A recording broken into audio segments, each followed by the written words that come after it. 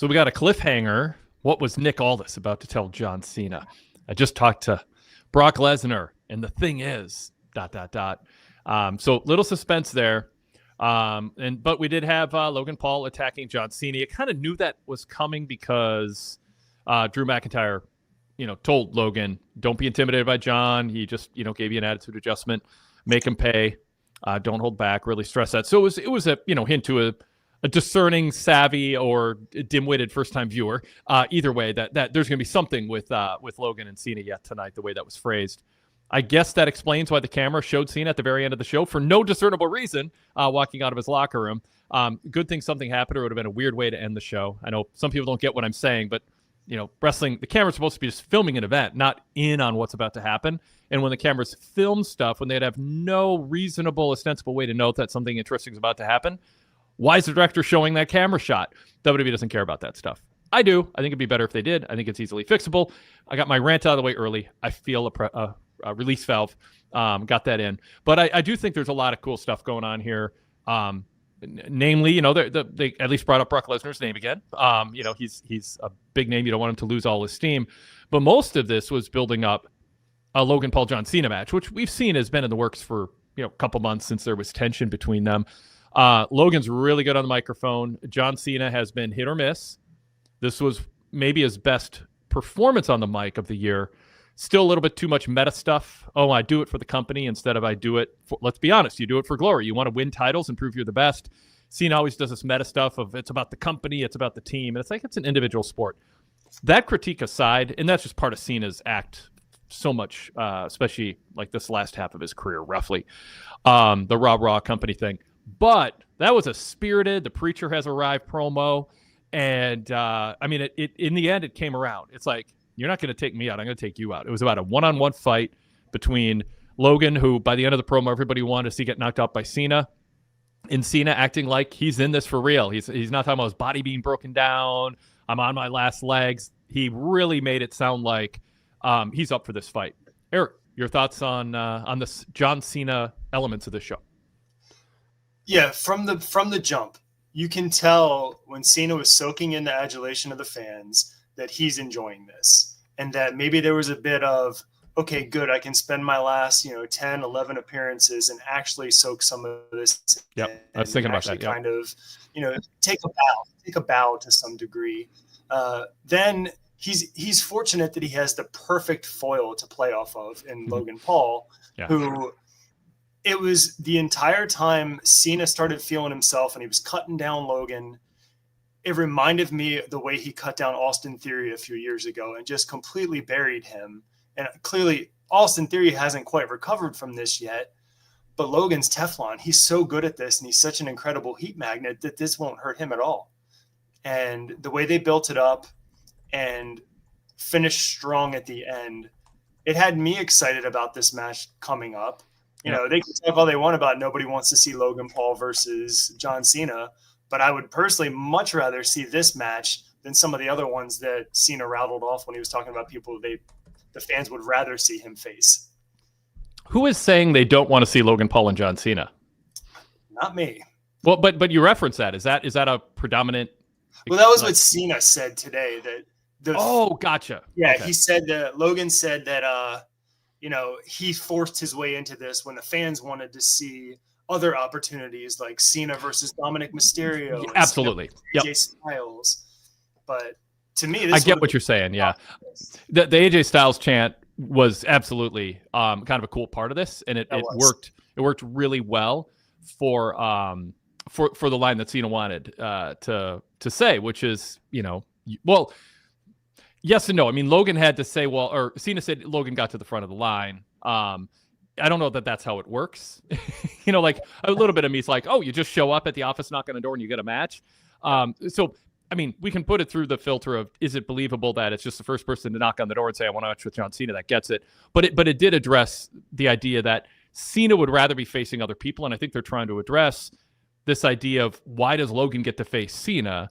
And they wanted to actually not just make it sound like, well, because we think it's box office and it's a good heel face matchup.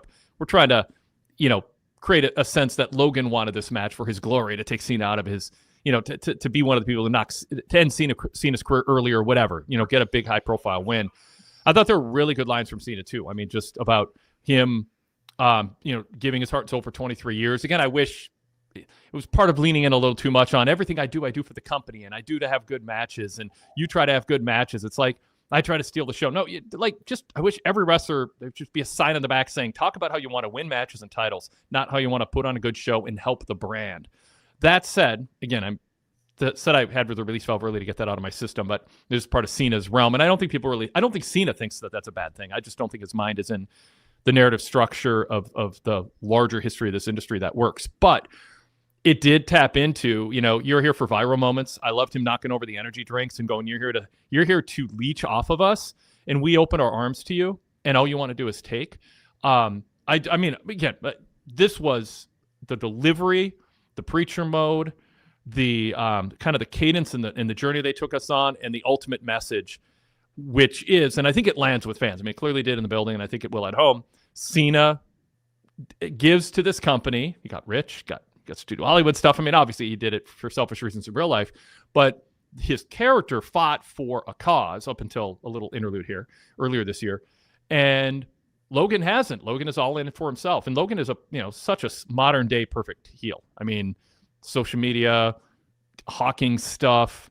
I mean, being a wanker, to use the term of the evening that Cena said on the mic. So I'm allowed to, I probably couldn't anyway. Yeah. Eric, additional thoughts?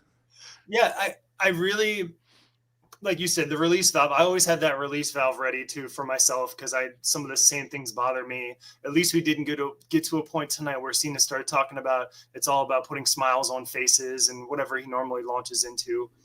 And whether Cena just checked himself or whatever, I really credit that a lot to Logan Paul, because what they had together was so perfect that he couldn't screw it up by going into the other stuff that he tends to do and getting all meta. He had perfect lines. He's talking about him being a parasite. It's perfect. Going out to the Prime display, like you said, and then knocking it over. It just worked very, very overpriced salt water. What did he overprice salt water? What? Yeah, I mean, it was just salt water. Yeah, exactly. It was perfect. Yeah. It honestly made me start wondering: is this the main event? Is this the main event at Clash in Paris? I mean, I hadn't considered that. I don't honestly have a problem with any John Cena match at this stage being the main event of a PLE. Normally the default mode is that it should be that it should be the world title match. It's a singles world title match, and on principle, I'd rather have a women's title match headline over a departing celebrity, legacy star, legend. But it is the World Heavyweight Championship announced for this, and it's a 4-way, which features arguably two bottom of the top tier wrestlers in, I don't mean this disrespectfully, it's just kind of in the hierarchy where you draw the line. Jey Uso and LA Knight. Jey had a nice run, but he's not a perennial top guy. CM Punk and Seth Rollins are perennial top guys. So it is kind of just a rehash match in a 4-way. So, I mean, and Roman Reigns, can headline any show, but Bronson Reed isn't a top level opponent where you think you can headline a good show with that. So yeah, I mean, I think it can, and I think it ought to. Right. If they announce, go ahead, Eric. Yes. I was going to say, they haven't announced Cody versus Drew. That's where I was heading. Yeah. So I assume that's going to be at the ESPN show.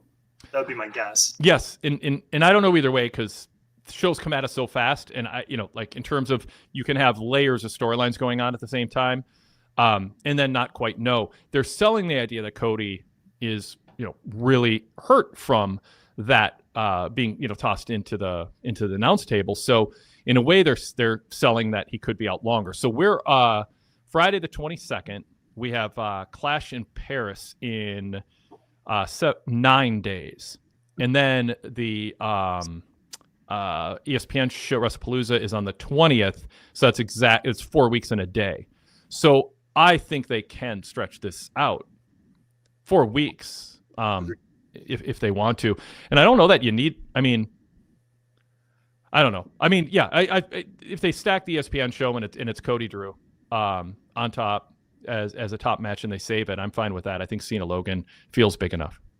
And it makes sense. I mean, they're going to have Cena versus Lesnar on that show too. And in this new era where it's treated more like old school boxing matches where you only had a few main matches and not everyone had to be on the same show, or like a UFC show, it all makes sense the way they're doing it. And I'm glad they're letting it breathe a little bit too. Yeah. I think the build during the show for the ESPN WWE connection is a sign of things to come. When you sign that deal, I mean, you want to convey to your audience and underline and amplify that this is a big deal.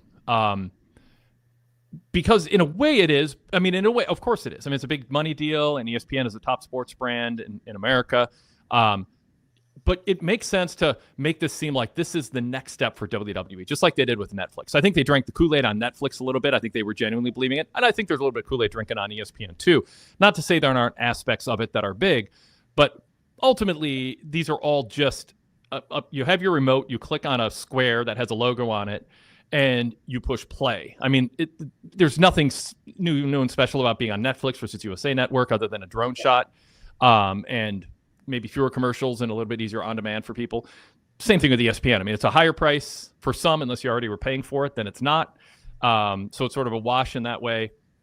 But it's about the image. It's about portraying we are a red hot brand, and you got Triple H and Stephen A. Smith shaking hands. And it's like I think people who follow ESPN really closely as like part of their identity, it's a big deal for them. I think for a lot of WWE fans, it's like, oh yeah, they're a sports channel, and now I have to toggle left one spot to get to my PLEs now. But the image of it being a big deal, I think, pays dividends in terms of investing time, and they did that with a couple of the videos tonight. And so I think that's smart too. And I mean, WWE one of the reasons they're drawing fans is they've done a great job making themselves feel like, you know, Vince McMahon, you say we want to be like part of Americana, and they're beyond that. They're international Akana. This is, you know, you just want to say, I was there to see XYZ WWE wrestlers right now in this era. And they have enough top stars getting to the idea of, you know, Drew Cody taking place at WrestlePalooza and that opening the doors for Cena Logan to headline this show. They have enough top stars to have all these shows in all these different contexts and not have fans who are paying really big dollars to attend feel ripped off. You're not going to see every top star every time. But you know, you're going to see some big names on all these shows. Yeah, exactly. And you may have just coined a new term with what'd you say? International International Akana instead of Americana. I hope not. That was clunky. I was making a point, not trying to coin a term. Don't blame me for that. Well, if it catches on, it catches on. Yeah. Sorry. Yeah, no. But prepare your release valve, though. You might want to prepare your release valve, because if we're talking about how much they touted that they were going to be on Netflix, and through that Netflix premiere, I can't imagine what the first ESPN show is going to look like. I imagine it's going to be that times 10. Yeah. As Derek Mitchell points out in the chat, I think the advantage WWE has being on ESPN is they can promote the show on ESPN platforms like First Take, the Pat McAfee Show, and SportsCenter more than Peacock could ever promote their PLE. That said, look up the viewership for those shows. I mean, this isn't 1990. I mean, it's just, you know, everything is segmented, but it also is propagated through social media and podcasting and YouTube. And there's no question, even though I was critical when Jeff Jarrett would like show up on SportsCenter back in TNA days. I was sort of like, that's nice for Jeff, but like TNA draws more viewers than SportsCenter does at 11 p.m. I mean, it's just, you know, everybody looks at their sports highlights and sports scores on their phones, in their laptops. They're not, oh, I can't wait till SportsCenter to see what happened to that baseball game.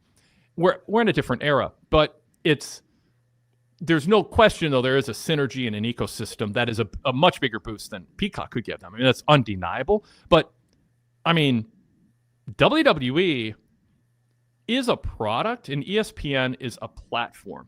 So while ESPN gets a rub from the NFL and the NBA and all the sports they are a platform with talking heads who are now going to be less journalistic and more, you know, I mean, they've already knocked out a documentary that the NFL maybe didn't want on.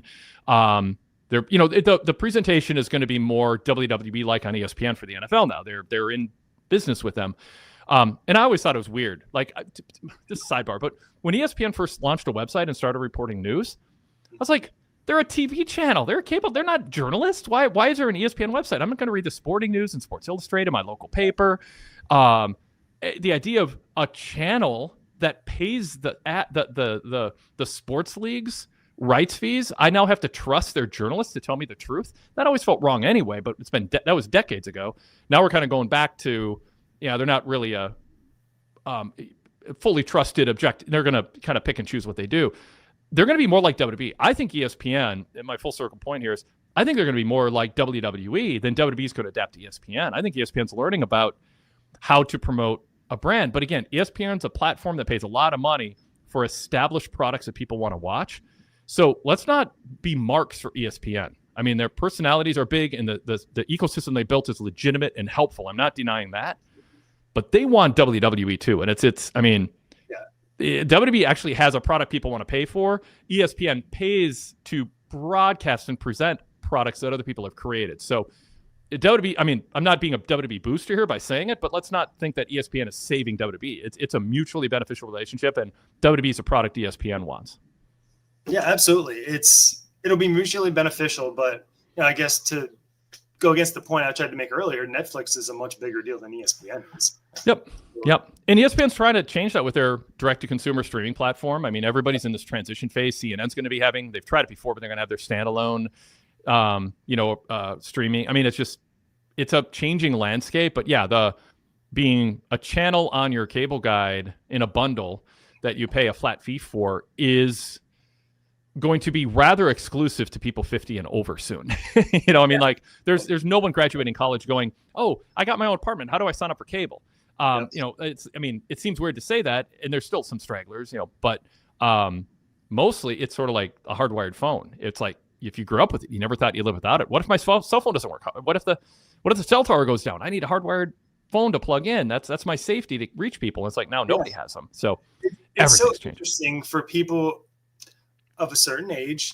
And you'll get this reference because I know you've watched Survivor, right?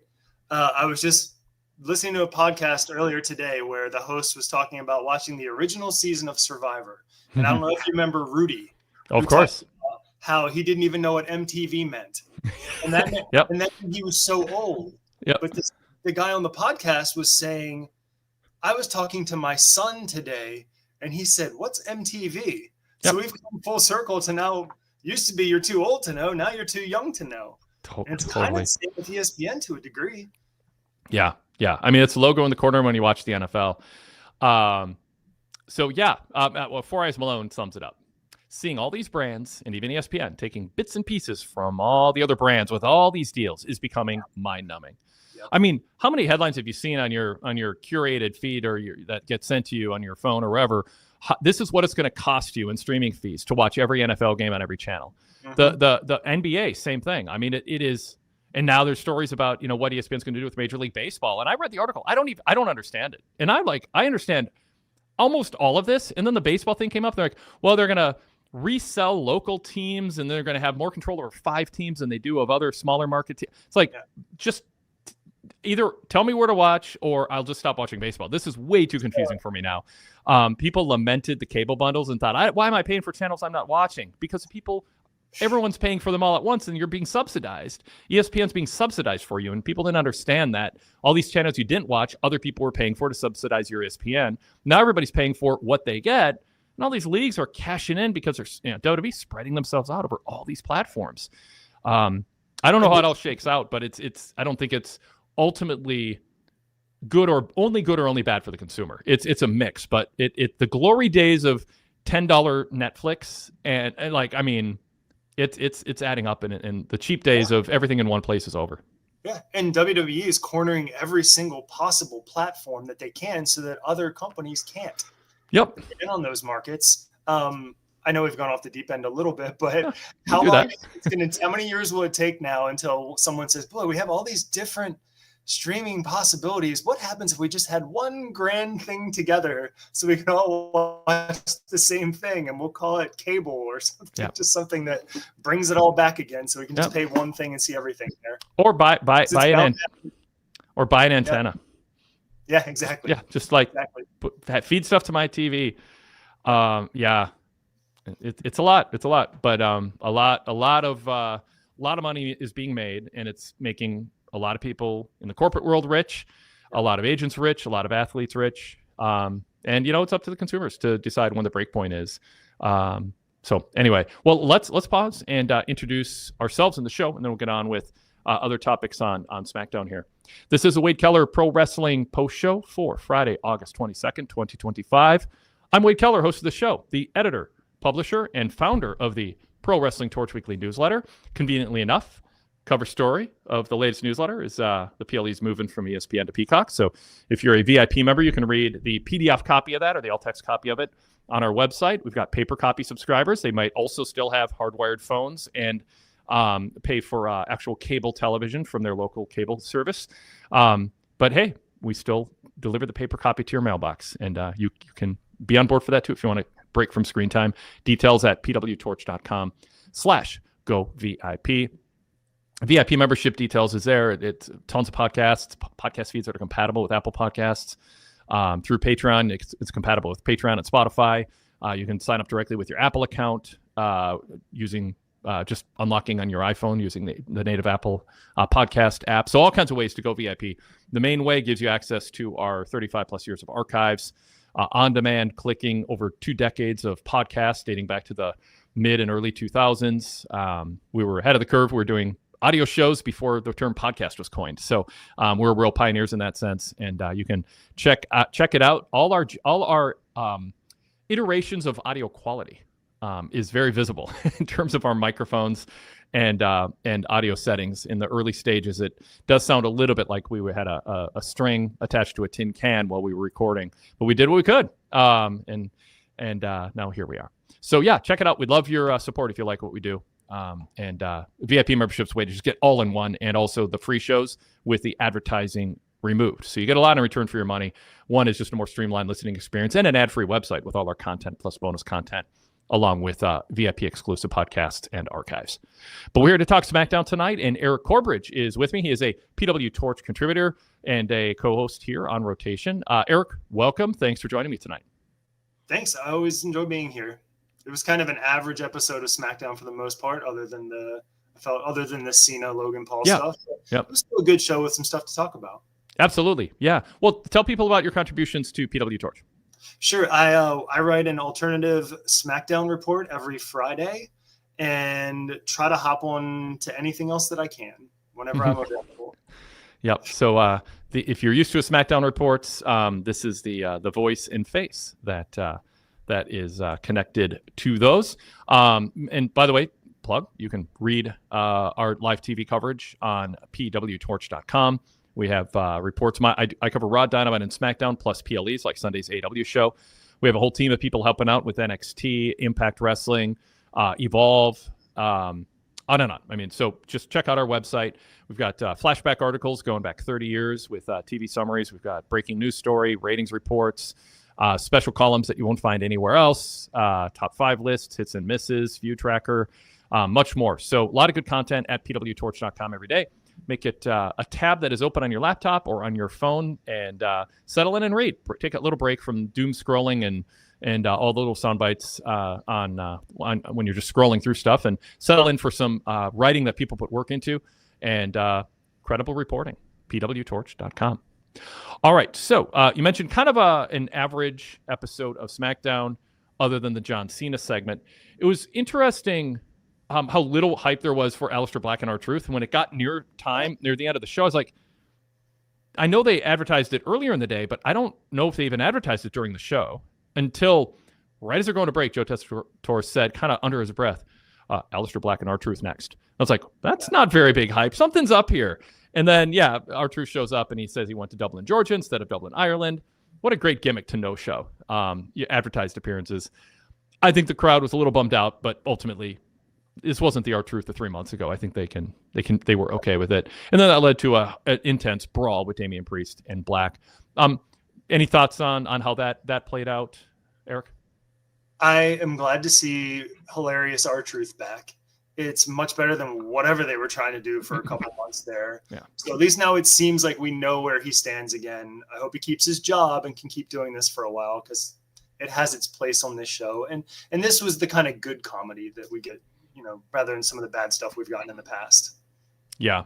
And they got to see someone they didn't expect to see in Priest. So yeah, I think it's a fair. I mean, unless you're a big R-Truth fan, I mean, it's a fair trade. They gave something that wasn't advertised, and a pretty intense brawl. So yeah, that was what it was. I mean, if you're an R-Truth fan, he was probably going to get just his head knocked off by by Alistair Black anyway. So you got saved from that. Okay, so we had the opening segment with Becky Lynch, and that was another highlight of the show, or at least one of the big segments of the show. Certainly in terms of length, it was. She came out, gets cheered by her crowd, and then I'm glad she turned against him. I don't like heels picking a town to be a babyface in. I think it unraveled a lot of MJF's act when he leaned into Long Island as a thing and he showed his babyface routine. And I don't know. So she came out. We got like 3 minutes of babyface Becky until she pulled the rug out from under him and said, "You guys don't deserve me. Or you don't deserve it." She said, "I tried to get the show moved out of the city because you people don't deserve it and that they don't appreciate her." And she got stuck on that. I thought it was a good heel promo from Becky. And then that led to Tiffany coming out, and I find her promos largely unpleasant.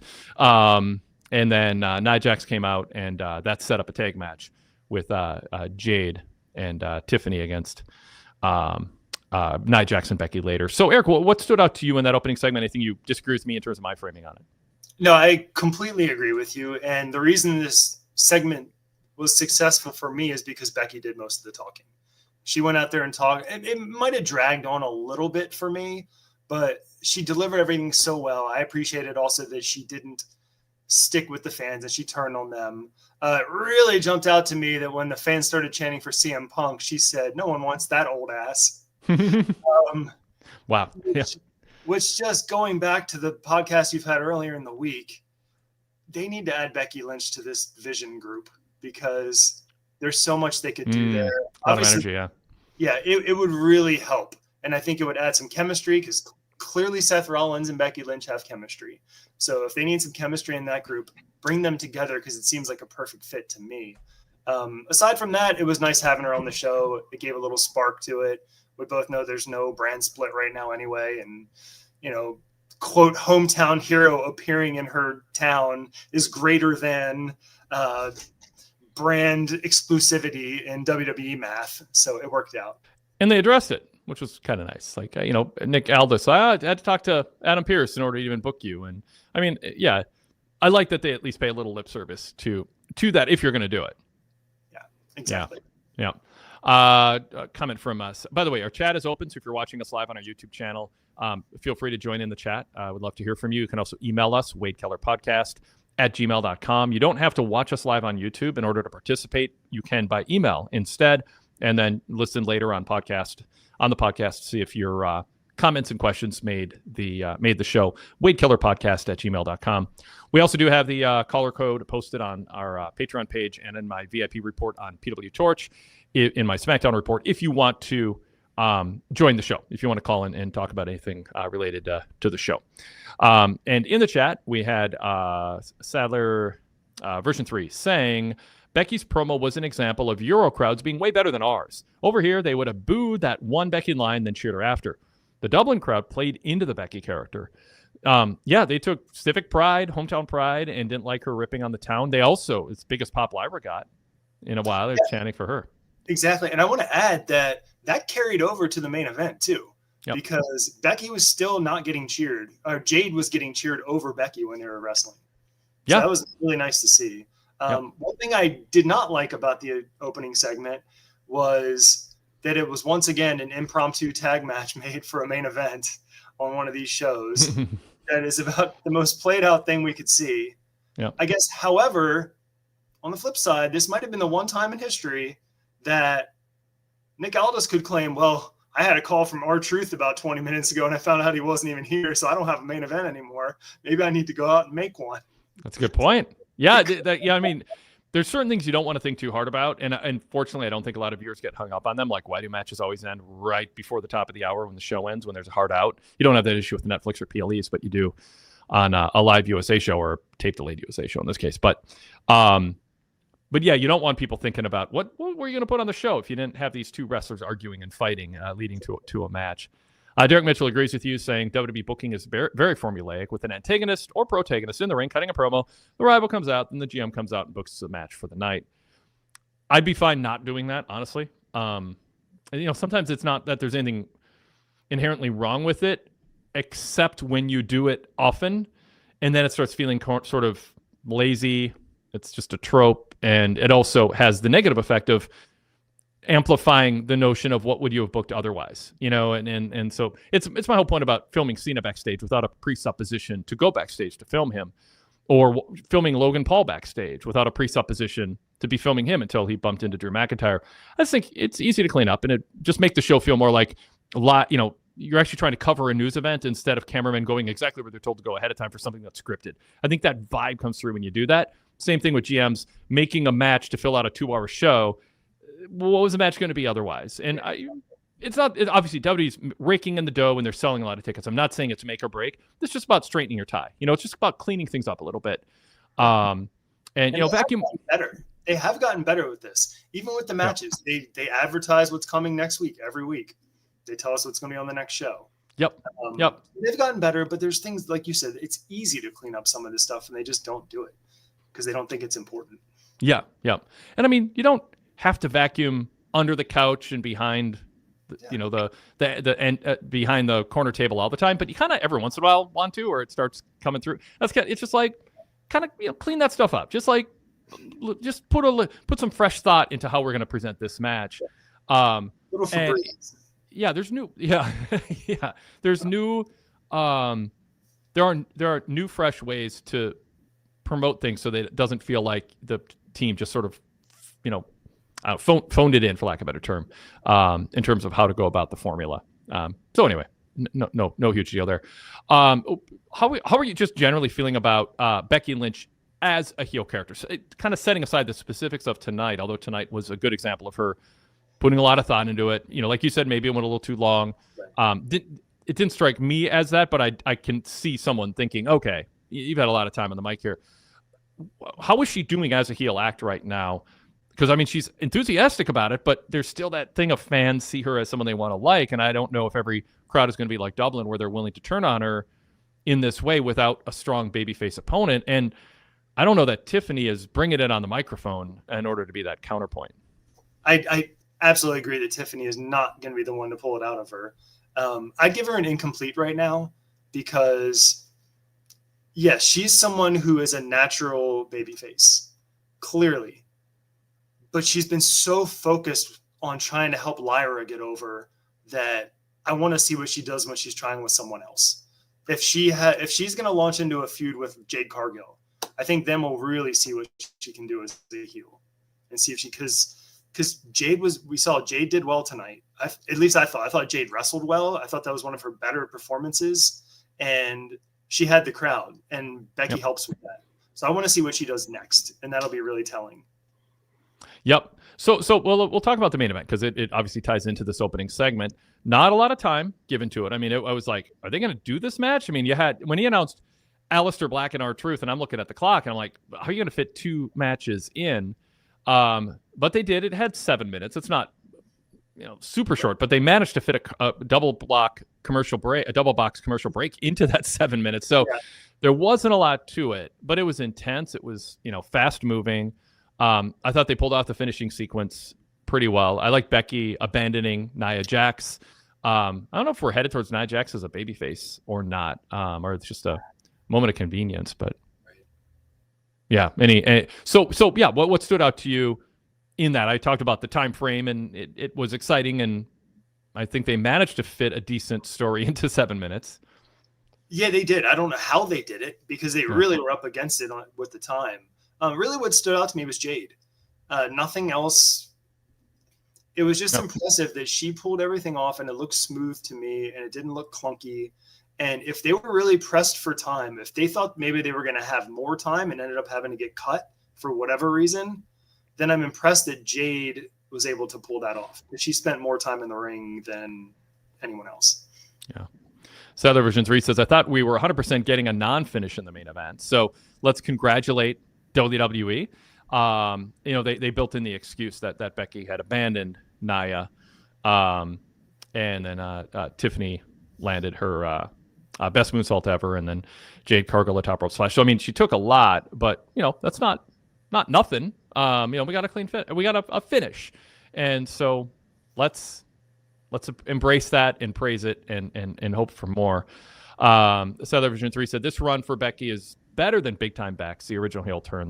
That Bex felt over the top goofy. Yeah, I think she's adjusted. There's still some of that, I don't know, kind of heel twang. I'm trying to think of a phrase that fits. There's a snark that she has, an enthusiastic snark that she had last time, but there is something less bombastically cartoonish, I would say, about how she portrays herself now, and sometimes it is just that tweak to make it work. How do you feel, Eric? She's not quite as cartoonish as her husband. I mean, that's kind of how it works for me. She's doing a better job than he is, in my opinion. I wish if he could cut back a little bit the way she is, I think you'd see a lot of results on his end too. Yeah, it was a big topic this week on shows I've hosted. Seth being too samey, not adjusting at all to the new circumstance. Doesn't mean he has to just do a whole makeover where it's like, who is this guy? Who's he pretending to be? But he's just doing his same act, and there happen to be three guys around him. He's coming out to his same old entrance music. They're cheering. They're singing along. It's all about his outfits. I mean, as I said, as a caveat to criticism, I don't think the Vision is created to be a great faction. I think it's created to be a vehicle to get Braun Breaker over. And so I think Seth sees it that way and is saying, I'm not going to change because I'm going to be standing here as a single star when this run is over. And so I'm not going to mess with it. And he's addicted to the crowd singing a song. WWE's more about moments than it is about telling coherent sports stories, which Cena leaned into too, although he used it as a weapon against Logan, which I liked that aspect of it. I mean, when it comes to focusing more on moments than sports stories and fight stories, I'm going to be critical of it. But I don't know. I mean, full circle. I mean, we're praising the finish. Let's find more ways to do finishes. And I don't want Joe Tessitore to give away finishes by saying a match is over before it is, which I think it was in this match that he did that. Maybe it was in a previous match, but there's a match where he's like, well, that'll do it. And it didn't. And you knew it wouldn't because announcers never give away a finish before it happens, except when there's going to be a kick out, then they pretend it. Anyway, I got a little off track there. Eric, anything else on that topic? Oh, I was right there with you, though, because like you're saying, if you're so focused on the moments instead of treating it like sports, you're missing the whole point. Because if you treat it like sports, the moments will emerge naturally, and then there'll be more. Yeah. So it's nice to see it. I think that's the issue with Seth. I mean, I think Seth doesn't, Seth thinks about how can I go viral? Right. How can I have a moment? How can people be talking about my outfits? And he's a really good wrestler, and he's solid promo, a little self-indulgent and long-winded, even more so than Becky. Sometimes they're just given time to fill, and it's a product trying to fill time. But I think Seth has some faults that leak through. Same with Cena. I think it's sort of a generational thing and following the leader, and that's what people are doing, doing that. But I would like wrestling for moments to be a heel, something that heels do. And I'd like babyfaces to talk about, the spirit, more like Gunther, basically. There's a culture of this that you're supposed to respect, and it's about trying to win and not getting distracted by trying to become a social media star. And ironically, that's when Seth's been at his best as a character too. I feel like the last time I really was behind his character was when he was the underdog babyface about to challenge Brock Lesnar for the championship. And I think he won a huge gauntlet match and just was focused on that. Mm-hmm. Ever since then, it just always goes back to what Steve Austin said about him of who is Seth Rollins. And I still don't think he's figured it out. But yes. Go ahead. I have hope that he'll figure it out sooner than later. I don't know what they're doing about a brand split. It seems pretty clear that they've abandoned the idea of a draft for now. But I guess my pie in the skies theory is that they've known about this ESPN deal and that we're going to get a very ESPN style draft coming once. That's really going to delineate things moving forward. And that's why they scrapped the plans for it right after WrestleMania. So if they do that, I think they can really put some pieces where they need them and maybe refresh some things. But maybe I'm being too optimistic. I don't know. Well, what I'm interested in, because WWE, when they do their pre and post game shows, like people, they have their panel and it's their wrestling announcers, Joe Tessitore, whatever, their crew, and they talk about it like it's real. They're doing not a parody of it, just a imitation of what it's like I say about the 70s and 80s newsstand magazines. They weren't like lying. They were emulating what a real journalistic approach would be if pro wrestling were real. And they was a work like wrestling was on TV. It wasn't, they were reluctant to admit, a lot of the stuff that they did in the 70s, 80s was fake for a while. And then they just sort of, we had some fake writers and we had some fake interviews and, some big names approved what they said ahead of time and whatever. All that was going on. But that's what WWE's produced essentially in these pre and post game shows is an ESPN like panel discussion. Well, if it's actually on ESPN now, are they going to use ESPN personalities who are going to now go from a legitimate analysis of legitimately competitive sports, and then 4 hours or 24 hours later, they're on a panel talking about, well, I think Drew McIntyre is going to beat Cody because athletically, I think he's more in his prime, and Cody got beat. Like, are they like? It's going to be weird if real sports personalities on the same platform just shift into analyzing something that is a show as if it's real. I am not a big fan, and people roll their eyes at me over this, but I'm not a big fan of actual news anchors playing themselves with a logo on the screen in movies. Like I have a journalism at the core journalism background, and and it's a 1 out of 10 gripe. I mean, it's not like a big deal, but like, and I get wanting to get your name out there and marking up for being a movie. I mean, I'm not saying if I was a journalist, I would say no to it for sure, but there's a little newsroom angst I have that like, if you can act in a movie as yourself as a news person, it sort of breaks to me like this sense that you're not like that you're genuine in the exact same role. Like it almost like, oh, man, that was really convincing the way that anchor delivered scripted lines. I wonder if I should trust them. So I just don't like the blurring of that. And now here we have, I mean, it's no big deal in the realm of the world right now. There's way more serious things going on than, ESPN's blending journalistic standards. But it is going to be, my point in all this is it's going to be weird seeing someone who normally kind of presents real analysis of real sport now doing analysis of a fake sport if they end up doing that and kind of trading shares. Anyway, point made. Go ahead. No, I mean, I feel like that could break your brain because it's like you're saying, hopefully I'm not like paraphrasing this wrong, but you're saying it makes it feel like it's diminishing the credibility of the journalist when you're doing these things, but then you're diminishing their credibility of something that's not credible to begin with too. So like I don't know how that works. That's a lot. I don't want them to come on and be tongue in cheek. I just don't know that they should be on at all. Or if you have an actual analyst who like wants to do pro wrestling for fun, make sure they don't just do it super tongue in cheek and disrespect the straight delivery of the imitation of real sports panel discussions, but also maybe put them in a segment where they're talking in a way that doesn't look like they're just spewing like propaganda for a work with a straight face in a way where the audience thinks, are they trying to pull something over on me? And so, the topic can be more about what match is going to be most exciting. What will be the ramifications if Drew wins versus if Cody wins? Let's talk about what would be next for Drew, almost in a way we do on here, but don't talk about the booker booking it, but like, well, if Drew wins, here's people who are waiting. Cody should get a rematch. But if Cody wins, Drew's got to go to the back of the line. People are going to want to see fresh matches. You can pull it off and have it be more analyzing it, sort of like people speculating on the Pit season 2 and what they should do different. You can do that without seeming like you're paid for by the studio. So anyway, yeah. Now I'm fascinated to see how this is going to play out just from the beginning, because it could go very, very badly or be something interesting we didn't expect. It could be cringy and eye-rolling or no big deal. Derek Mitchell says, I think we'll have to wait and see how ESPN does their pre- and post shows. Well, for sure, because it's in the future. Because a lot of the personalities will be working on college football and NFL on weekends.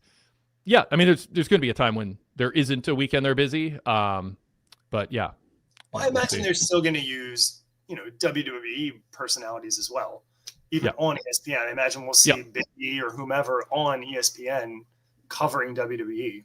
Yeah, it was awkward for me when I did the Pro Wrestling Talk show on KFAN in the early 90s. We did a show with the same tone as this in the Wade Keller podcast flagship, just journalistic approach, covering it as if it's a form of entertainment. It's scripted, predetermined, whatever. And, independent, we weren't playing favorites to, be on anyone's good side. We weren't trying to, whatever. So that's the tone of the radio show. But then if a wrestler would come on and start talking in kayfabe because they didn't know the type of show we did, it'd be weird. Like Brian Christopher, Jerry Lawler's son, came on once, and it's just like, he's like, I remember who he was talking about, but I'm going to get him in the ring, and I'm going to bust him up. And it's like, oh, no one told you? That's not the type of show we're doing. This is really sticking out like a sore thumb. But we'd have Mick Foley on. He'd be like, oh, yeah, I hope that I get a push, and I hope that I'm booked to win some matches and not just seen as a free, whatever. I'm totally... I just went into a Mick Foley impression. I had that in me. I'm not saying it was. I'm not judging. I was just like, wow, I suddenly took on his tone. If you go VIP, by the way, those are all on demand. The Pro Wrestling Focus radio show, like 100 episodes, you can download on demand, give or take. So yeah, it is awkward when there's a certain tone in kind of a framework. It's like narrative structure, cultural presentation, terms I use to a talk show. You want it to be consistent. And that'd be weird. All right. Charlotte and Piper Niven had a match, and Piper Niven pinned Charlotte.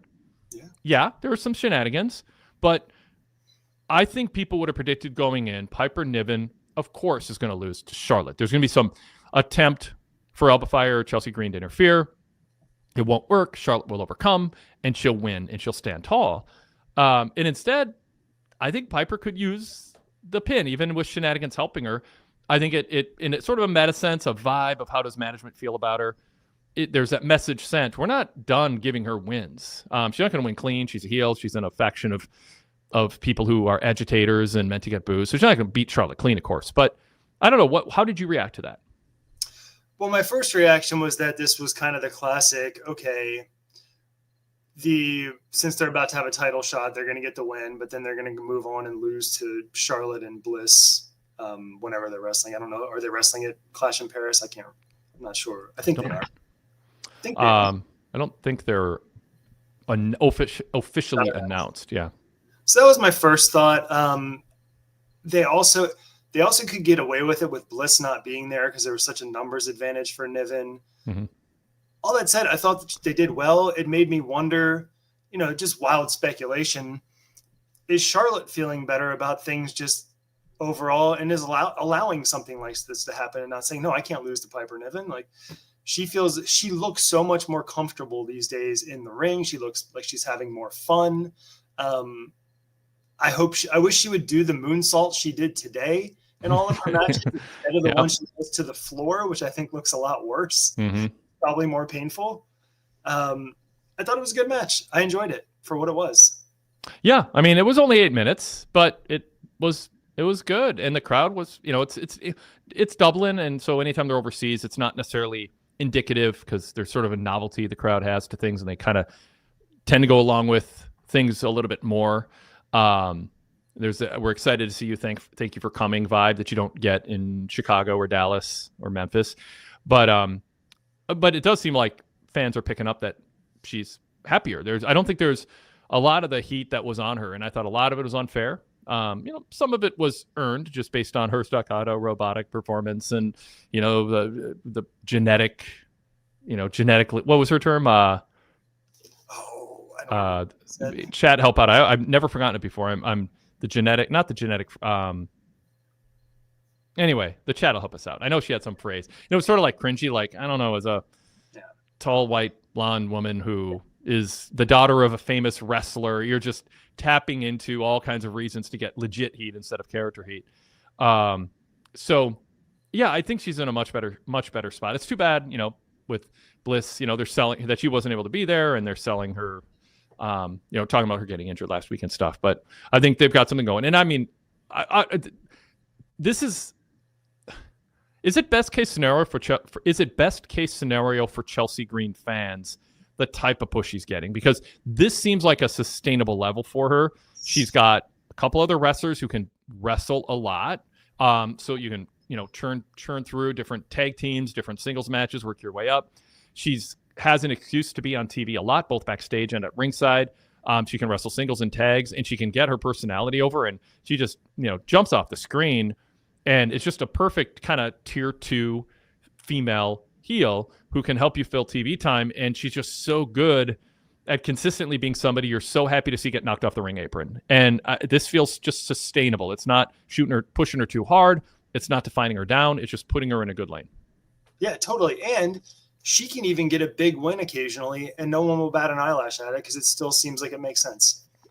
It doesn't seem, if she was to win, like when she won the United States Championship, it didn't seem out of place.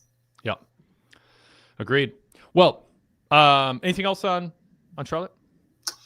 No, I think that's it. I just think she's in a good spot. Yep. And on NXT too, as Derek Mitchell points out. Chelsea Green's been great on on her appearances on SmackDown and working with Ethan Page on NXT. Okay, let's talk about the some tag team stuff. Miz and Carmelo Hayes against Motor City Machine Guns. They went 9 minutes, a lot of relatively short matches tonight. Melo and Miz is an odd tag team, but I like what they're doing with it. It was weird, fans chanting for Miz at the beginning of the match. That was Miz. That was odd. No. But this notion that Miz is saying he's there to, I don't know. I mean, I don't think Miz is saying he's there out of just trying to help other people. I think Miz is transparently self-interested, but trying to have it both ways too, and saying we can help succeed, we can help each other succeed. But he's trying to steal glory, and Melo's getting frustrated with it.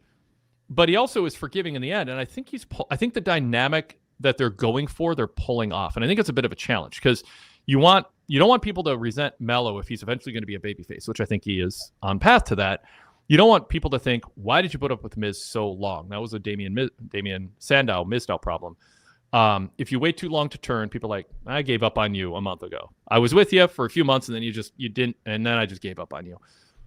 And so here he gets frustrated, but you can kind of see it's like, that's Miz being Miz. But he still hugs him in the end. And what they're accomplishing is, I know what Miz is. I see him for what he is. I'm trying to steer him a little bit away from it. But also, in the end, I'm a loyal friend. And he is a veteran. He did headline WrestleMania. He is a former world champ. Maybe there's something to learn from him, even if he is annoying and hasn't had a lot of success in recent years. He's giving me attention. We sort of have mutual interests, but he gets a little off course. I don't know. I think all that is going on with this character, but I think the body language and the promos and the way the matches play out, I think they're pulling off that where it'll succeed when it hits kind of the climax. Yeah. What's interesting to me is, what would you define as success with this story that they're trying to tell? Because for me, I know it seems very obvious. I guess it seems like what we're used to is Hayes is going to realize what Miz really is, and he can't trust him, and he's going to turn on him. I think the more interesting story is if Miz comes around too, and they actually both turn at the same time, and they become a babyface tag team because they both help lift each other up. I think there's a real good story to tell there, and I think they're already like 40% of the way there. I think they're doing a great job with it. In fact, Hayes today, I think everything he is doing right now, if you didn't know any better and we're just starting to watch the show, you would think he was a babyface already. Other than the one time when they were chanting for Miz and he went to tag out and then he pulled his hand away real quick. Yeah. That was like the only and that felt like playfully, I'm going to mess him a little bit because I'm fresh. It wasn't selfish as much as I'm going to mess with my partner in kind of a friendly way. I think it would be a really, I'm saying good moment. Like that's all right. I think it'd be a really good moment if Miz realizes, hey, Hayes has been coming to my defense. Fraxium told him to stop dealing with me, and he came to my defense, and he rattled off my accomplishments, and he said that I'm the smartest person here. And eventually this actually chips away at Miz's ego a little bit to where he actually is, and then they just kind of feel like brothers in a way. I think that could go really, really well if they keep playing this right.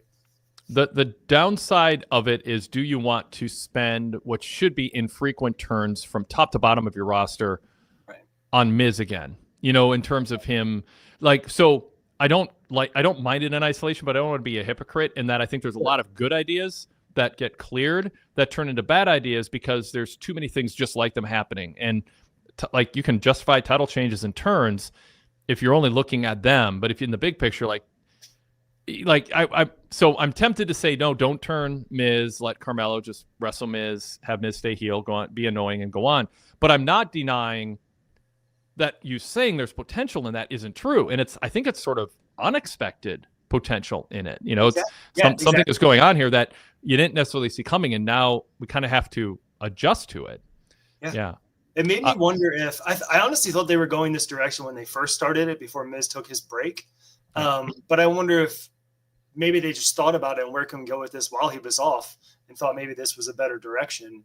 I think it can work if the goal is to have it help Carmelo Hayes.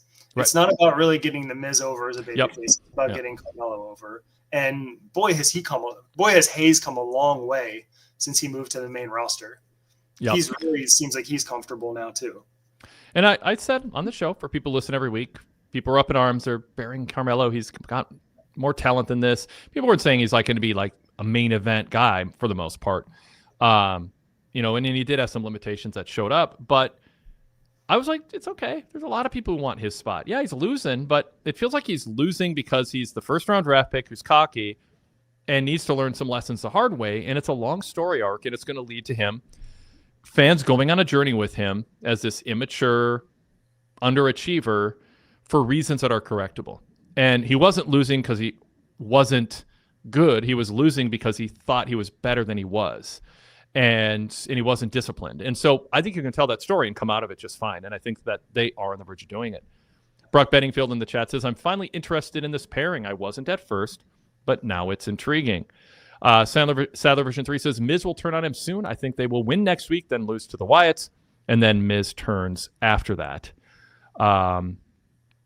Darrell Freeman says, Miz needs to be the heel and Melo needs to be the face. Let Miz get mad, turn on Melo, beat him down, give Melo a goal to go after give Melo a goal to beat after beating Miz. I mean, that's the most likely path. It's a path of least resistance. It's one that, it's the most predictable, but I'm never for being unpredictable if you're doing the second best scenario of two. Do the predictable one. That's better. By definition, it's better. We'll do it. Don't just make surprise or swerve, bro, be the philosophy for making bad decisions and losing out on stories you built logically. If people see where you're going, that does not mean that you did anything wrong. Sometimes it means you did it right. They see what's happening and they're showing up and paying, and they want to see it happen in the end.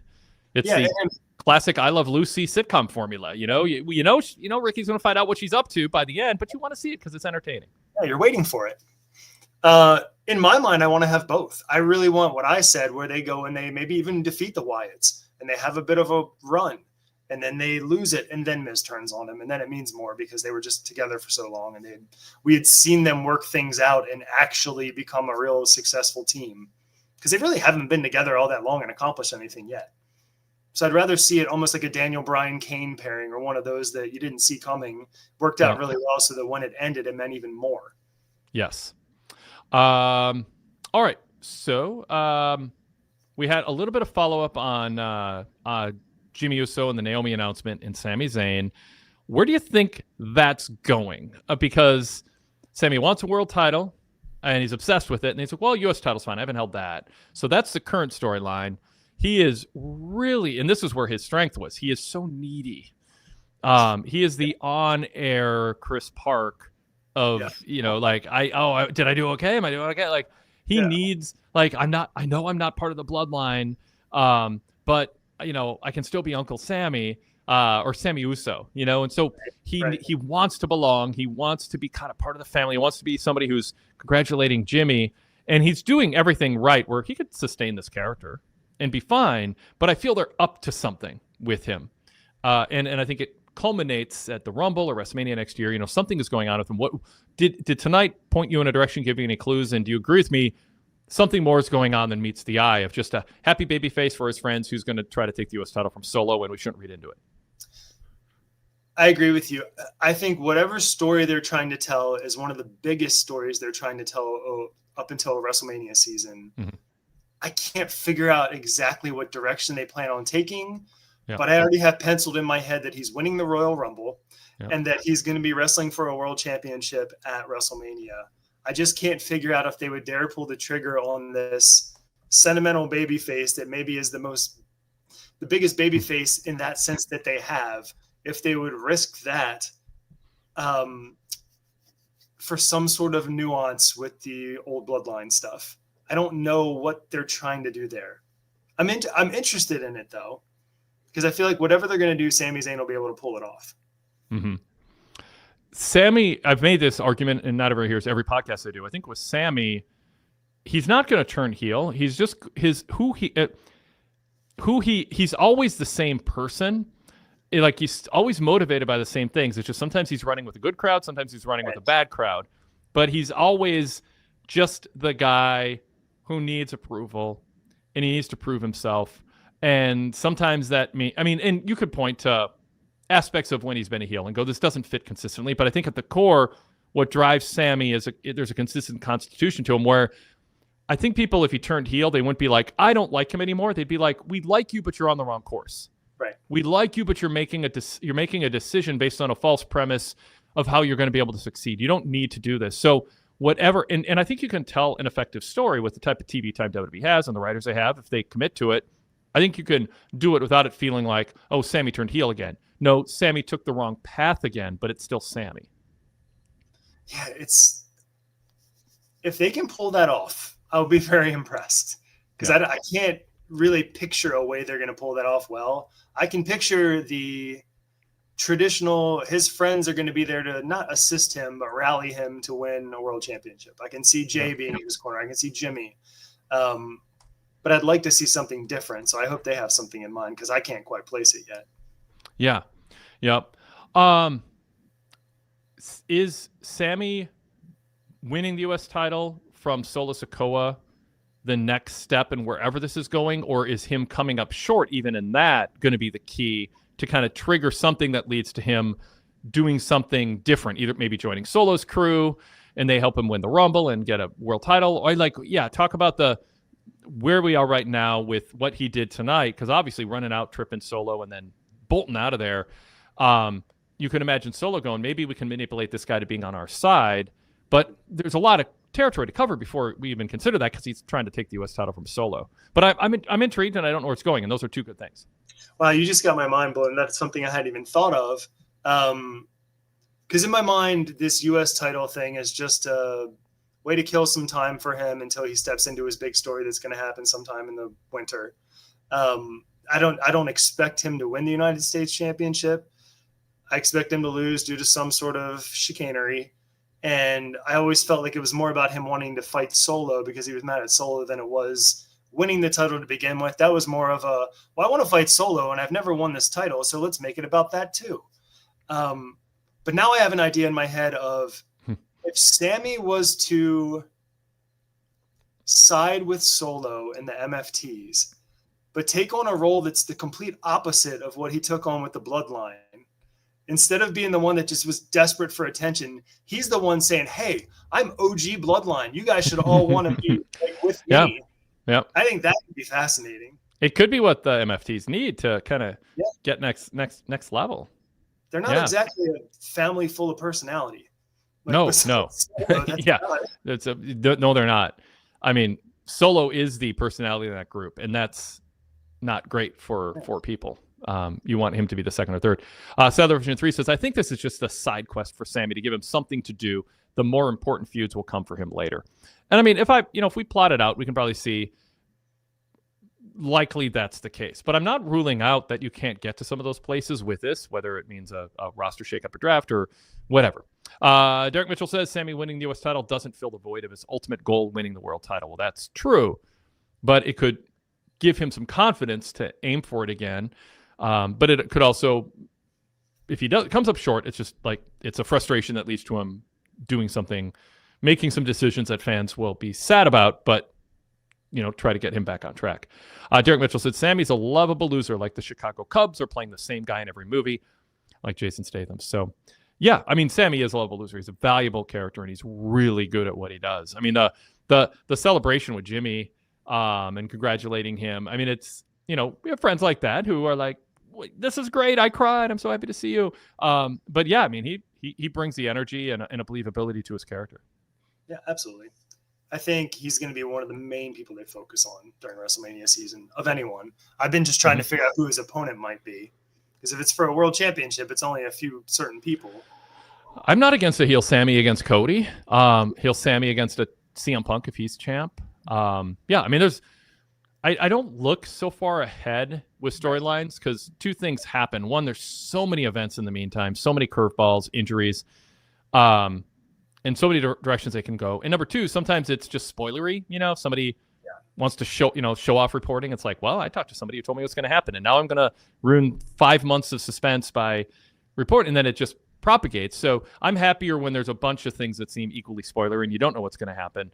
But I think there's options for Sami. And I'll say this. I think fans will accept Sami in WrestleMania, last match of the night, a world title match. I think they will accept him there on occasion with the right story. And I don't think that list is very deep in WWE in the men's division.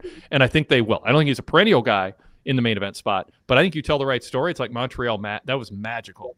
And I think they can tap into that again with a good storyline. And I think Sami's a little bit difficult backstage, like not in a way where you don't like him, but it's like he's exhausting. And going over details of, how's this going to work? And is this really best for me? Or have you thought this through? He cares. And so there's people backstage pay a little price dealing with him, the writers and such, but on air, it comes through in his passion and enthusiasm and dedication to trying to be part of something special. And I think there's still more. So Darrell says, when Solo faces Sami next week, I think they will break the clean finish streak and Sami will win by DQ. Yeah, we'll see. Hard to argue with that. Yep.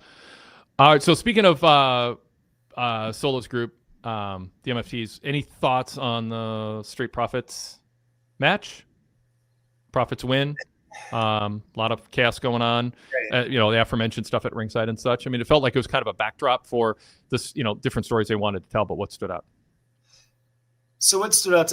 This is what they've decided to do with SmackDown lately, where you have at least 2 tag team matches that are very similar every week. Mm-hmm.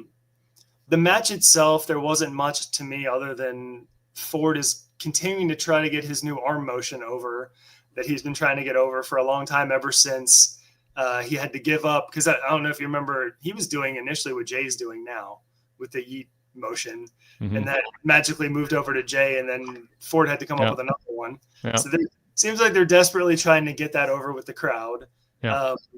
Besides that, the match itself was just their standard match to me. I'm more interested now that who's going to win next week with the number 1 contender match. It was nice to see that both tag matches had a point this week. I'm hoping that they continue to keep teams separate but fighting each other rather than having them all in one big mesh of 5 or 6 teams all wrestling against each other. I'm glad to see they've split it up a little bit, so I hope that continues. But the match itself was just kind of standard to me. Do you wish the Profits went full heel, broke up, never teased changing? There's a sameness to them. There's little cosmetic tweaks, and they've tested other things, but it just comes back to we want the smoke, and it's a big dive by Montez Ford. It just feels like there's a contentment to sort of just be that, and it's sort of a reliable thing that they do, but I don't sense that the creative team or Ford and Dawkins are in a mode of going, let's mess with this. I think they're just like, let's show up and get paid and get crowd pops for our spots and saying we want the smoke. I was excited to see them do something different and more. It does seem like they're sort of resigned, at least now, maybe indefinitely, to not doing that. How about you?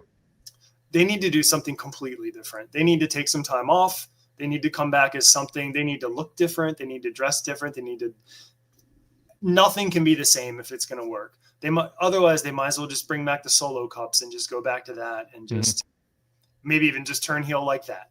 Like, I don't know, but something, it's just not working. They're both, and it's weird because you watch them, they're both good in the ring. They're both engaging. They're both have a lot of personality, but it's the same thing over and over and over again. Yeah. And there's room for someone doing the same thing that's just persistently over.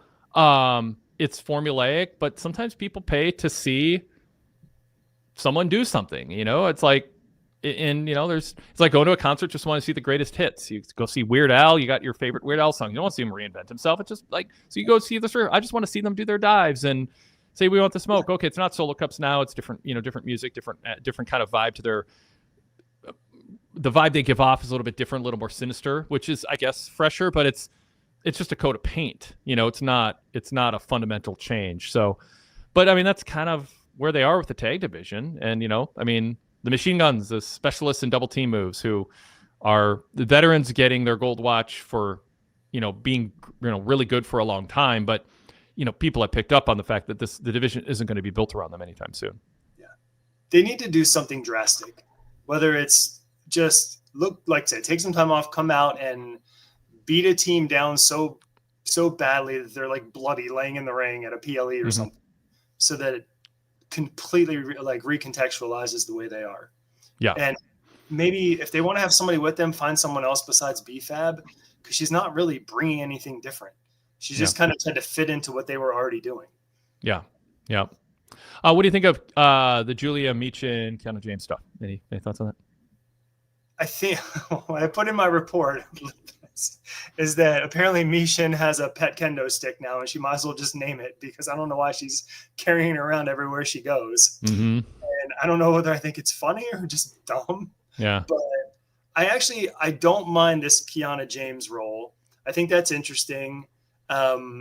I'm more interested in her saying she has all these negotiations going on, and what's that entail, or was it just a bunch of nonsense? Kind of channeling Alexander York for people who remember early 90s WCW. Yeah. Yes. Yeah, it really does. Yeah. It's just a way to build some feuds for Julia. So I imagine we'll be getting this Julia Meechin match within the next couple of weeks and see where they go with that. Because I don't believe have we seen Julia in the ring even once since she got Kiana James as her representation or whatever it is? Not that jumps out. No. Yeah. I mean, they're laying the groundwork, I mean, they're laying the groundwork for something, and it gives her a chance to talk. But yeah, it's just kind of bubbling under the surface a little bit. The chat had something to say about the Street Profits. Brock Benningfield says, full heel, change music. Ford is not silly. Don't play to the crowd. That's asking a lot of this generation of wrestlers. Don't be silly if you've been silly. Don't play to the crowd if that's what you always do. Go full heel, go for booze, and change your music even if it's over. That's advice for MVP and Hurt Syndicate. It's advice for Seth Rollins. Becky changed her music, so some people do it. But yeah, a lot of wrestlers just are like, I just want my merch money. I just want to show up and go through the motions and get crowd pops and just be the old reliable gimmick. Derek Mitchell says the Street Profits need to follow the New Day formula and reinvent themselves. Sadler says every time the Profits turn heel, they slowly get pulled back to the goofy gimmick. It happened when they were with Lashley. That's the thing. There's been teases of it, and then that's why I think it just feels like, oh, we were going to do it, but no, we're not. Derek Mitchell quips, does Montez need to throw Dawkins into a barbershop window to get his solo run? They don't. Yeah, well, they don't see Ford anymore as a singles guy. And just people I talk to, they just not a top guy. Like 5+ years ago, people were like, oh, he could be a centerpiece star, and for whatever reason, and I don't know that they're wrong, they see him as a tag wrestler. As a not the lead singer in a rock band, so to speak. He's a charismatic asset to the roster, but they don't see him as somebody who can stand alone in the ring and cut a promo and then work a straightforward singles match. But boy, I'd love for those people to be proven wrong, but if maybe they know better, and right. You can sometimes tell, does someone show up, like it's the old thing about, a NBA point guard or an NFL quarterback, like you have a lot of talent, but if you're not showing up going, how can I be better? How can I be different? How can I expand my game? And you kind of show up and go, well, here's my skill set. Let me just kind of earn my current contract. I mean, whatever. And I don't know. Maybe Ford's super hungry and very frustrated, but the vibe I get is he's either resigned to or has given off the impression of he's largely okay with this, and they are assessing he's not the next Seth Rollins or, the next CM Punk, just a centerpiece singles guy. Yeah. And honestly, there's no big shame in that either, by the way. It's just people were hoping for more. But like, if that's what he wants and management's okay with that, I'd let him embrace it. I mean, there's a role for that. Yeah. Yeah. I want to believe he wants more, because I'm talking about how he's trying, in my opinion, desperately to get this new arm gesture over and all this stuff. Right. Yeah. If he truly didn't care, he probably wouldn't even try that hard.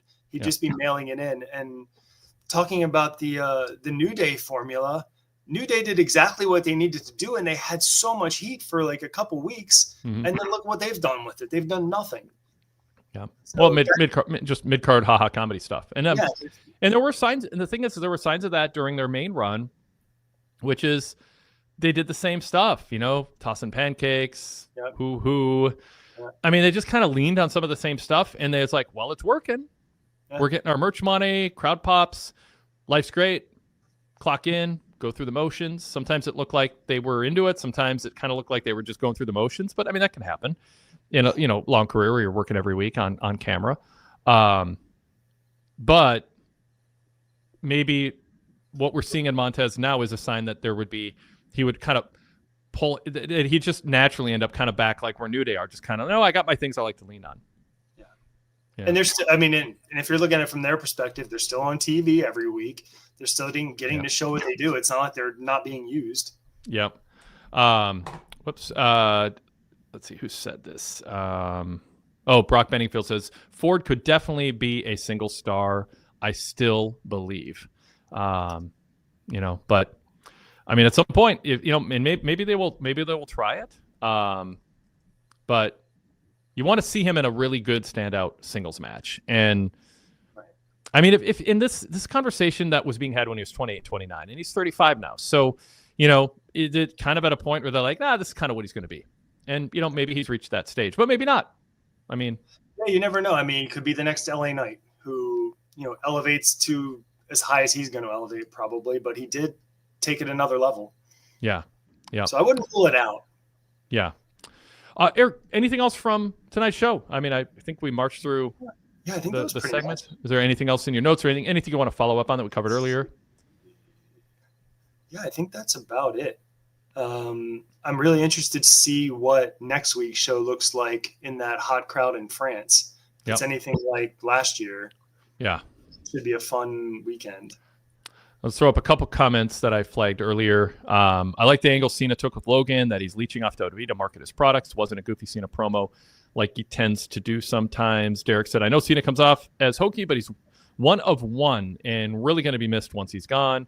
He's in a rare group of iconic performers like Andre, Bruno, Hogan, Stone Cold, and The Rock. Yes and no.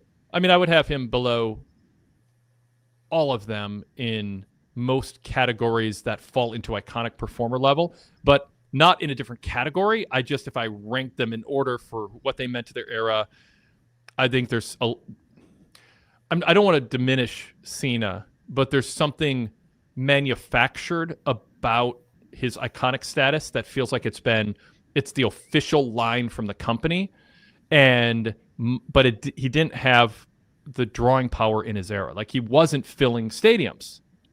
Like we take it for granted now that, if you're a top WWE star, you fill a stadium when you're the main eventer because there's so many stadium shows now. And the Cena era wasn't that. I think Cena played an important, underappreciated role in normalizing WWE, giving them a corporate-friendly face to change the identity from the Attitude Era and the fallout and all the Benoit situation and all the deaths and the drug scandals. Cena gave them a smiling, neighbor next door who goes to the gym a lot vibe that they needed, and he was a super good spokesman for the company. The fans rejected him as a babyface. They did sort of pay to boo him, but it wasn't a boom period in terms of the metrics that show fans are interested in the product. It was a boom period because of the technology and the advancements and revenue distribution methods. So Cena benefited from that, but he also opened doors for that to happen, and that's what makes it more complicated. But Andre and Hogan, those and Bruno, they sold tickets. They were the true centerpiece, and it was hand to mouth. I cut a promo, and if I'm good at it and I've got the right heel, they're going to pay to see me. And that just wasn't Cena's forte. It was being promoted by a corporation with a lot of gloss and hype as the top guy, to the point that a generation grew up buying it. But I feel like his reputation is as much a result of the position that he was given, more so his reputation as an iconic top guy is a result of the push he was given and the platform he was given than the others on that list. Yeah, I completely agree. I feel like Cena, even at the height of his babyface powers, when he first became a babyface, and he went as cookie cutter as he did, there were still people that liked Batista more. And he was almost rejected almost right from the beginning by a large portion of the audience. But then again, like you said, there's no denying what he did accomplish and what he did help open doors for. But I wouldn't put him in the same category as the others that were on screen. I also think Cena had really good promo moments. I think we had a version of that tonight with some asterisks and caveats from my wish list for him. But and in the ring, there were times he stepped up, and boy, did he deliver.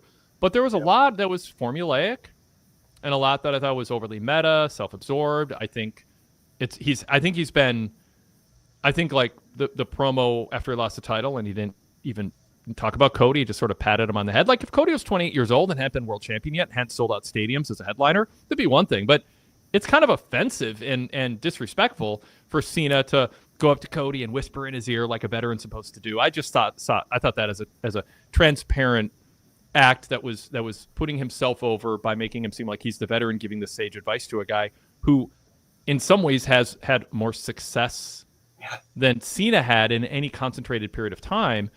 And so it rubbed me the wrong way that he didn't, one, put over that he cared about losing the title. That was important to him, and he's sad or frustrated. And it's just like, oh, yeah, I don't care about that anymore. I tried to talk you into care. I told you it was important to me until I lost it. Now it doesn't matter at all. And I just don't think – I think that's a reason to, like, downvote him in terms of being a top guy. I feel like it was selfish to not put Cody over. I think he didn't put him over in the build of WrestleMania. I don't think he put him over after that really classic match those two had.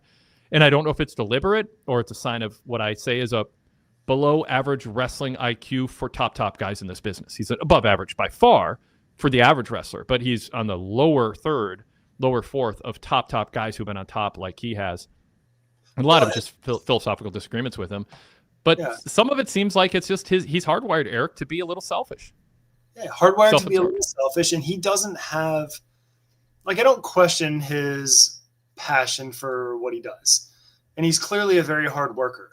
But I don't think of him the way I think that Cody probably sleeps and dreams about what am I going to do next? What am I going to do? You talk about Sami Zayn being so invested in what he does. You know, guys that are doing what they're doing now, Triple H and Shawn Michaels, always talked about this stuff. I believe Cena when he says, I just do what I'm told. I don't think he goes home and really thinks about, let me think about the intricacies of everything I'm doing with Cody right now, or else he wouldn't have ignored the fact that Cody beat him when he came out the next night and didn't even acknowledge it. He would have realized that was a necessary thing that had to happen. Well, and the thing is I think I will give him more credit in a more sinister way than that framing. I think and I don't know, but I think he knew deep down that he was not focusing on Cody because he comes from the Hulk Hogan school of self-promotion, which is Cody's not relevant to me anymore. So I'm not going to put him over or talk about him because I'm on to the next thing. We made our money. Now I'm turning the page. Yeah, we got our tag match later, and I'll, pat him on the head. He can be Robin to my Batman. And I think there's an awareness that Cena, for this run, I think he believes that he is a bigger star than Cody. And I think a lot of people believe that, and I think Dwayne Johnson, I think, and there's been some pushback. Like, we've seen some promos on TV with people. Now they want to be careful. You don't want to offend somebody and have them read into what you say. But, Seth and Cody and I think Drew, they just said, we were selling out these buildings that we're selling out now. We were selling them out before Rock showed up. We were selling them out before Cena showed up. Like, you guys didn't come in and save the day. You came in and rode our coattails.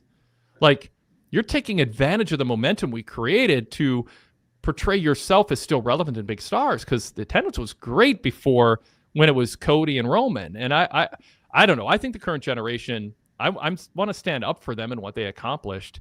And I think Cena, I don't know if he's self-aware enough to be insecure about it or so spread thin in so many other things. Eric, to what you're saying, he has too much going on to really spend a lot of time thinking about it.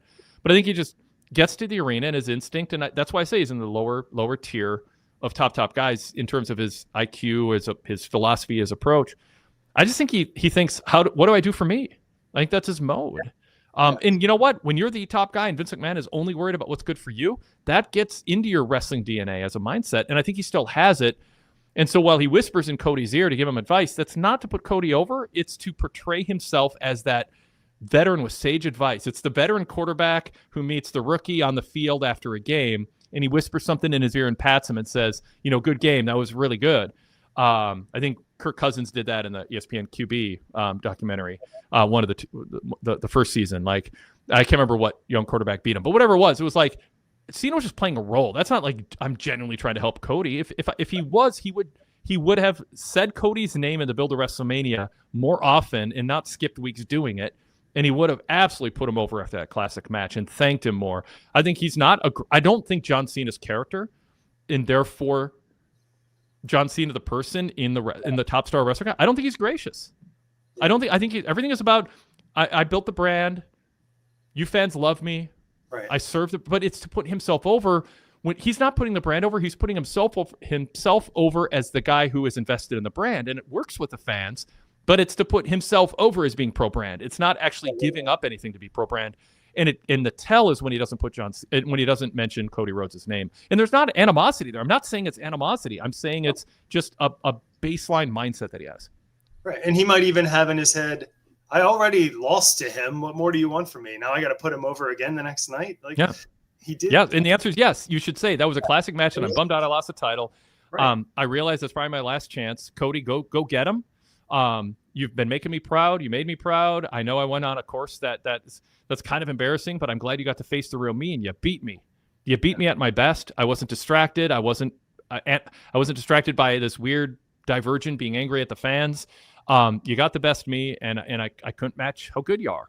And I don't know if I could have in my prime either. Like a line like that, that could seem as backhanded. Like, well, you beat me when I'm not in my prime. But something that just but you want him to think that through and just be like, Cody, you were as good, and dare I say better than I ever was at SummerSlam, and now I get it. When and even like be a little like when I first showed up, I was like, Cody, I saw you when you were Stardust. I saw you when you are amazing. Like he could have totally helped elevate Cody and re-elevate him after he's been kind of pulled down from the center of attention to now this, guy who's not. And so that's what I wish. And I wish, but Paul Levesque doesn't. The thing is Paul Levesque doesn't have the authority to make Cena do that. And I don't know, based on some shortcomings in Levesque's booking this year, that he's not spread thin enough or that he's even thinking of the stuff that I'm talking about. But I truly believe that would have been the right thing for Cena to do. And it would have been a tell that his mind is in the right place. And I think instead, again, it's not animosity towards Cody. I'm not claiming that. I'm just saying his baseline instincts aren't gracious and generous. Yeah. They're about self-promotion. Even though it would have done a ton for Cody and it wouldn't hurt Cena's legacy in the slightest. Yep. But I can understand. I mean, talking about being bigger stars, yes. The Rock, Dwayne Johnson, and John Cena are much bigger stars than anybody else in WWE. But they're not bigger character stars within the ecosphere of pro wrestling anymore. Yeah. They're just not. Yep. And, I know we're probably too close to it now to evaluate this, but I imagine in the next decade, people talk about this Mount Rushmore all the time. Roman Reigns' name has to be on there if you start thinking about what he's accomplished compared to any of the people we've talked about. But I don't think most people really refer to him in that light right now. Yep. So, yeah. And I mean, the criteria is different and we have to adjust to that. I mean, Hogan did, I worked, 370 days a year. Well, there aren't 370 days a year, but Hogan would say, it's like, and he never did. He had a lighter schedule, but sometimes he worked two nights. He'd get on the plane and work the before the intermission in a central time zone and then fly to the West Coast and main event the last match on a show. I mean, when the money was being made, he made it, but he didn't work the small shows. He wasn't at all the TVs and all that. Right. But Bruno, just all the monthly sellouts at MSG. Steve Austin didn't have a long run on top, but he had the most important run on top anybody's ever had. I would argue, including Hulk Hogan, because that's very much up for debate. Because where would WrestleMania as a brand be without Hulk Hogan? Would someone else have been on Saturday Night Live standing next to Mr. T? Would an Andre match have meant anything against any of the other people we talk about? They would have had to go a very different direction. And I'm totally I don't think anyone's crazy going Hogan's more important than Austin, but I don't know that WWE's still in business if not for Steve Austin. That was they were in trouble. Vince let Brett go. And Steve just set the pace for a comeback. And then the unfortunate neck injury and knee stuff. He was really beat up by that point.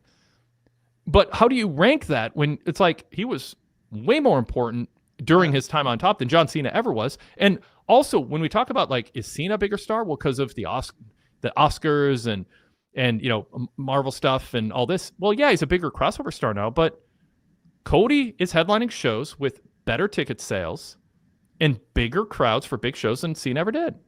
We don't have pay-per-view numbers to compare because the metrics are different. But Cody during his time, which isn't all that different than Austin on top. We're still at a point where it's just a small sample compared to Cena's long run, but he's getting the response he's supposed to get for the most part. And he's drawing bigger crowds. And cable ratings way down because it's a different era. So I don't even know how to compare it, but I'm trying to defend kind of the current group, not Roman and Cody especially, but the support group of Sami and Seth. Kevin Owens. Yeah, like the support group. There's it just don't sell this generation short just because WWE is telling you that Cena is the greatest ever. He's not. He was the biggest star of his generation, and then everything else is subjective. But I don't blame them for saying it because he's around, he's accessible, and it's about making money. Yeah. Brock Benningfield in the chat, super chat, thank you, Brock, says, did Hogan have the highest wrestling IQ? Good question. I would say no, because I think there was a little bit of scorched earth with Hogan. I use that about the Road Warriors, that their legacy was they left almost every territory worse off than they arrived with it. Hogan didn't have that, obviously. But there was something about Hogan that was unapologetically self-promoting. And I think had he been, and this gets down to, do you define wrestling IQ as taking all the money out of the vault, but having a high IQ to escape with the money before it burns down behind you? That's kind of what's happening in WCW. He was not the leader they needed. And I think a really smart, someone with a really high wrestling IQ, Pat Patterson level, would have said, I want mine, but I want mine for a while. And to do that, I need to really get some other people over. And I think there were times he talked himself into thinking he was doing that, but he didn't have the wrestling IQ to make it work, or he didn't have the talent to work with. And that's a long podcast for another day. Matt Morgan, I'm going to make him, in the TNA run, Matt's going to be the guy turned into a star. Well, did Hogan have his heart in the right place at his age? Probably. I think he did there. I didn't think he did with Kidman. I think that was passive aggressive. Oh, you want this guy to be a star? I'll job to him. It'll make no difference. And, it's like, so I think Hogan was more self-interested and didn't show effective high IQ enough for me to put him in the category of being the highest. Who are some that you think did have some high wrestling IQs over the years, that just some standouts? Roberts. Yeah, well, I mean, among top guys, and I'm kind of, limited to that. I mean, I think Bruno Sammartino knew his audience. He knew his territory. He knew the formula, and he stuck to it. Such a different time. And so in part of it is a sort of turnkey. I mean, he could kind of show up and go through the motions and do it. I don't think he was like destructive or selfish in a destructive way. Ric Flair tried to be Booker. I saw him walk outside of his booking office backstage at the UIC Pavilion in Chicago once, and he just looked like, I don't want this job anymore. He didn't have a booking mind in that sense. It was just he didn't want the stress. He wanted to go wrestle and then go party. And so judging his wrestling IQ is kind of difficult in the sense that, Dusty was jealous of him and worked against him. Eric Bischoff worked against him in Nitro, but he had this resilience and he knew who he was. And I think from a standpoint of knowing your character and delivering effective promos, Flair had better instincts than Cena did. But it's in the similar category as Hulk Hogan in that way. I mean, I knew Steve Austin since before he was a star, interviewed him, and, I've been on his podcast more than anybody else has ever been on his podcast. And we've talked wrestling a lot over the years. And my go-to answer would be him. I mean, I think he was super, super, super smart in what he did and how he rose to the top, and seeing the opening to be that character. And once he saw there was something there, taking it.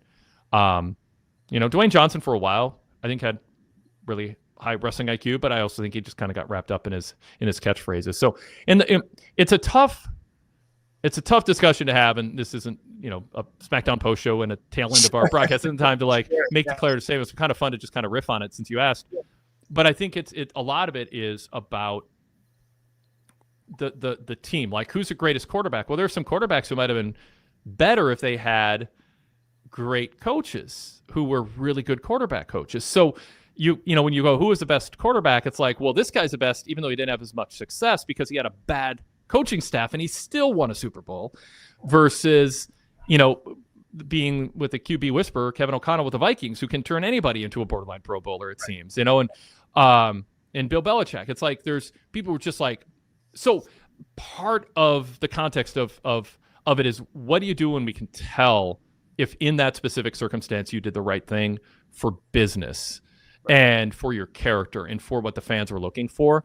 And I see Ric Flair, Hulk Hogan, Bruno Sammartino, the people who we talk about, Mount Rushmore, who are top guys. I see fewer mistakes and fewer oblivious, boneheaded, meta stuff that doesn't fit the narrative. That's either self-serving or oblivious. I see more of that from Cena than I did the others. So I think the others stayed more on track and more in their lane than Cena did over the years. And frankly, I mean, when you get booed by, you know, more than half your audience for your entire era of your push, and you don't change and you don't figure it out, even though it's in you, Cena had it in him. We've seen him when he shows up. When he tore down CM Punk, if that John Cena showed up, I don't think he would have lost the women and the kids, and I think he could have won over the men. So what stopped him when it was in him from showing that edge that he showed when he just just destroyed CM Punk? Destroyed. But people still cheer for Punk. But I mean, that was destroyed The Rock and destroyed lots of people. Like, exactly. Yep. So there you have it. All right. Yeah, it's a normal SmackDown post-show talk. I like tune in for SmackDown analysis and stay for the sidebars. Exactly. Yes. Darrell said Cena's run saved WWE from all the bad things that came after that last era. And yes, they had a fall, but without Cena, the fall would have been worse. And he made it possible for the Roman bloodline boom. I think there's, you know, something for that. In kayfabe, Sadler says he's the GOAT since he had the longest prime, has had 17 WWE titles, but there's no way he's the actual GOAT. Let's not count number of titles. Let's talk about the density of the streak of successful title defenses. Like to me, the number of times you hold the title is a dead metric. Means nothing.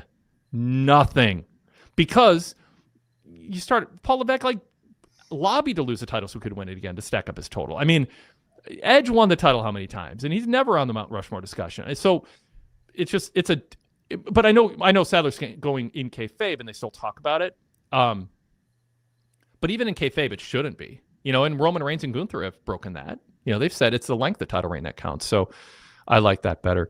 Darrell says, I think Stone Cold and Roman's runs are in the same line. Hogan, yes, brought wrestling mainstream in the 80s, but once he came to a city, it didn't hit that second time around. Austin and Roman did booms. Yeah, Hogan was not selling out stadiums. WrestleMania 3 was the exception, not the rule. It was a different era, but there were a lot of Hulk Hogan shows I went to, and it was half filled. You know, it was a big deal if the upper deck was almost completely full for Hulk Hogan on tour. And not every WrestleMania was like a huge success with him. I mean, so yeah. I mean, granted, Stone Cold or Steve Austin and Roman may have had better opponents to work with in a lot of cases. Yep. Yeah. Yeah. It's tough. Yeah. There's some factors. Yeah. Darrell says Austin, then Roman, then Hulk, and last Cena. But you know, the Roman thing is where you can't separate a great coach from a great quarterback. Sometimes, you know, Brady and Belichick. So like you can't separate Roman from Heyman. I mean, those two are so close. And Roman's wrestling IQ is it's Heyman boosted. Like it just, I mean, it's like you can't talk about Hulk's physique without mentioning steroids. Yes, there's gym visits and protein and all of that, and obviously weightlifting, but like there's steroids. And Heyman was Roman's steroid when it came to main event wrestling IQ. So yeah. All right, cool. Eric, been fun. Anything else you want to say? Yeah. No, that was it. Sweet. All right. Well, thanks everybody. Please like the show if you haven't yet, and comment below. I interact from time to time with people in the chat. I did after the Dynamite show from Wednesday. So go look there and please subscribe to our channel. Get those numbers up. I mean, that kind of engagement is just what it takes for them to start, you know, YouTube to start suggesting the show to other people. We're late to the game doing the post shows. People who got in early while we were just, you know, owning the podcast realm for a while and didn't get on YouTube. We're just on Blog Talk with the audio format. But all that helps. So if you like what we're doing, you like our brand of analysis, the like button, commenting, engaging, and everything that everywhere you can, and subscribing to our channel are all ways to to help us gain market share, gain viewers who will enjoy our approach to covering wrestling but haven't discovered us yet. That's less self-centered than market share. We want to reach people who will enjoy us who don't know about us. So do all that. Eric, thank you. As always, real fun conversation. Thanks, Wade. Thanks, everybody. Everybody have a great weekend. And pwtorch.com/govip.